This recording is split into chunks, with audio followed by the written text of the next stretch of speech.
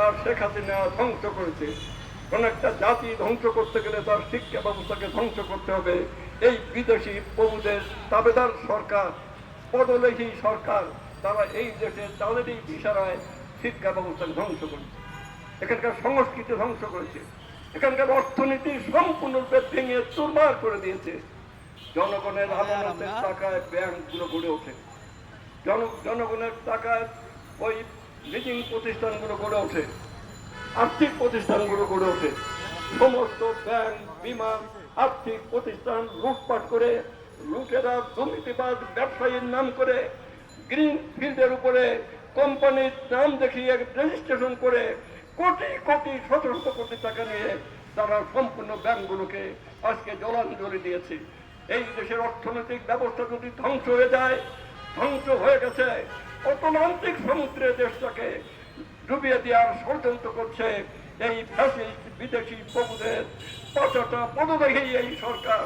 তারা গণতন্ত্রকে হত্যা করেছে, তারা গণতন্ত্র হত্যা করতে গিয়ে গণতান্ত্রিক আন্দোলনের কর্মীদের খুন করেছে, নির্যাতন করেছে, মিথ্যে মামলা দিয়ে এই 28 তারিখের পরে এই পাতানো নির্বাচন করার নামে তারা 20,000 নেতা কর্মীদের, আমাদের শীর্ষ নেতৃত্ব থেকে শুরু করে তাদেরকে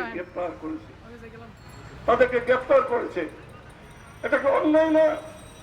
এদের কি কারো বাপের দেশ? এই দেশের জন্য আমরা যুদ্ধ করলাম, লড়াই করলাম, কেন আমার ভাইরা, কেন আমার সাধারণ কর্মীরা তাদেরকে মিথ্যা মামলায় জেলে পুড়িয়ে রাখা হবে?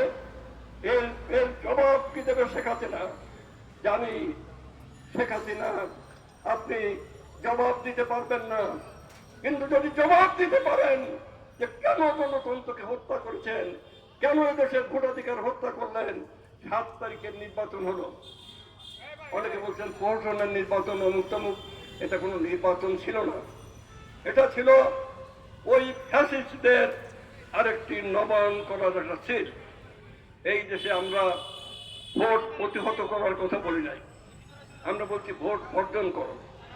আমরা যদি প্রতিহত করতে বলতাম তাহলে কোন ভোট কেন্দ্রে ব্যালট বক্স নিয়ে এই যাওয়ার শক্তি এই কাচের ঘরে বসবাসকারী এই ঠুনকো গণবিচ্ছিন্ন সরকারের নাই যে সেখানে ভোট কেন্দ্রে তারা যাবে।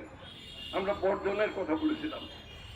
এদেশের 95% মানুষ কোন কোন জায়গায় একেবারে 2% ভোট করে নাই, তারা ঘৃণা ভরে প্রত্যাখ্যান করেছে।